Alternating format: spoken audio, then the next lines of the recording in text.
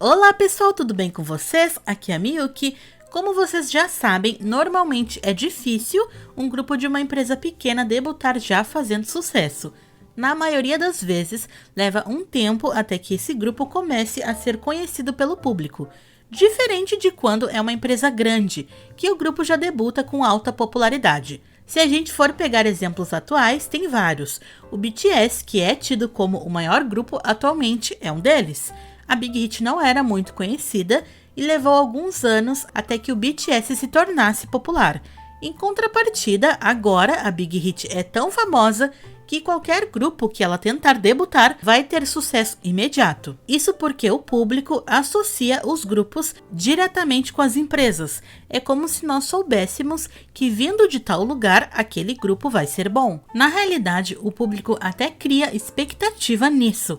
Qualquer debut da Big Three, por exemplo, é uma loucura, porque elas são um legado do K-pop, elas iniciaram tudo que a gente vê hoje, e quando surge novidade delas, o povo simplesmente enlouquece. Sendo assim, é praticamente impossível que não haja certo interesse em grupos de empresas já conhecidas. Além de que depois que uma empresa consegue certa fama com um grupo, fica mais fácil de conseguir visibilidade para um próximo, já que parte dos lucros de um vão servir para o debut e promoções de outro. Eu não cheguei a comentar aqui no canal como funcionam os shows de K-pop, esses que a gente assiste, os stages, mas tudo ali é pago. O número de câmeras, o cenário e, obviamente, que os grupos vindos de empresas sem muitos recursos não têm tanta verba para usar. É por isso que alguns grupos nem conseguem promover nos shows porque não têm condições de pagar. E por isso é comum também, nesses casos, os grupos pedirem doações para poderem promover nos shows de TV. Dito isso, é realmente curioso o quanto o Everglow já deu certo logo de cara, levando em consideração que não vieram de uma gravadora tão popular. O Everglow é da Yahoo Entertainment e embora ela tenha uma parceria com a ID e a Starship, que são duas empresas grandes, a Yahoo Entertainment ainda é considerada relativamente pequena, porém conseguiu chamar bastante atenção. E quantos grupos vocês conhecem que são de empresas pequenas e conseguem ficar populares logo de cara? Lembrando que hoje em dia a popularidade é bem diferente de como era com a segunda geração, porque antigamente um MV chegar a 5 milhões de visualizações, por exemplo, era algo muito difícil. Em 100 milhões então nem se fala, mas atualmente as coisas mudaram e MVs com menos de 1 milhão de visualizações é considerado flop. E como a Yahoo conseguiu esse êxito de tornar um grupo que não debutou sob o selo da Big Three popular? Vamos do princípio que a empresa investiu pesado na divulgação. A primeira vez que eu vi algo do Everglow foi um anúncio aqui no próprio YouTube. O nome delas estava em todo lugar, era praticamente impossível não ter visto. Normalmente as empresas não anunciam nada no YouTube porque os fãs veem esse comportamento como algo desonesto, como se as visualizações não fossem legítimas.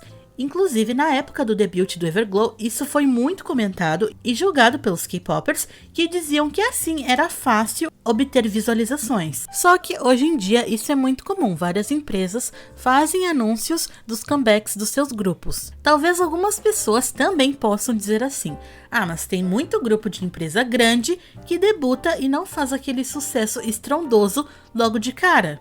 Como, por exemplo, o Red Velvet. Realmente, só que a gente precisa lembrar que existe uma diferença muito grande entre Coreia e Brasil.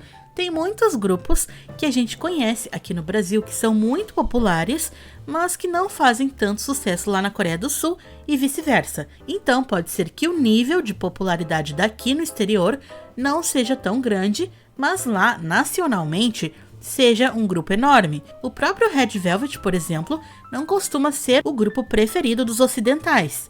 Porém, na Coreia do Sul, elas são hiper populares e outro fator que precisamos levar em conta é que popularidade não se resume apenas em música, mas também em influência. E nesse caso, o Red Velvet é um dos maiores da Coreia do Sul, garotas propagandas de várias marcas de cosméticos e vivem participando de comerciais para TV, assim como programas. Por isso é difícil medir o sucesso baseado apenas o que nós ocidentais temos acesso. Voltando ao caso do Everglow, eu gosto muito delas, eu acho que elas têm um diferencial, eu amo os figurinos que elas usam nas performances, eu não sou muito de ficar vendo todas as performances, porque é sempre a mesma coisa, só mudam as roupas, mas no caso delas é justamente isso, eu vou atrás só para ver os figurinos mesmo. As coreografias também são incríveis, às vezes eu tô no Instagram descendo aquela linha do tempo infinita e do nada eu vejo uma fancam, eu clico porque chama atenção e sempre são elas. É muito engraçado, elas são muito estilosas, eu gosto de ver também a maquiagem delas para copiar, elas têm passos icônicos, o último comeback delas com Larida, eu gostei de absolutamente tudo, principalmente a coreografia, a presença delas, é tudo perfeito. K-pop, galera, difícil ter algo ruim, mas realmente chama bastante atenção porque não só o debut foi um sucesso, como elas continuam sendo muito populares, batendo de frente com grupos enormes.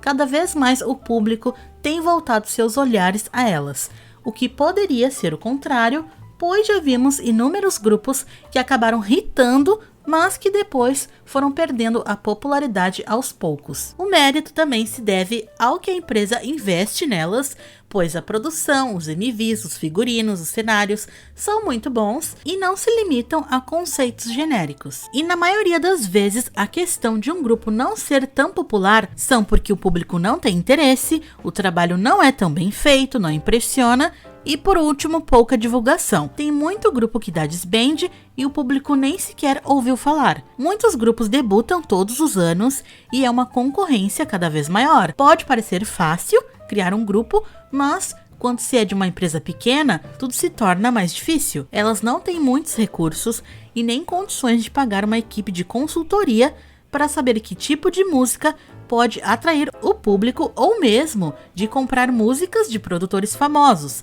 Elas trabalham dentro daquilo que conseguem e é incrível como mesmo com poucos recursos conseguem se destacar num mercado tão competitivo. E é isso, esses são alguns motivos, na minha opinião, que fizeram com que o debut do Everglow fosse um sucesso. E vocês, galera, o que acham do Everglow? Como conheceram o grupo? O que fez com que se tornassem fãs das garotas? Deixem suas opiniões nos comentários.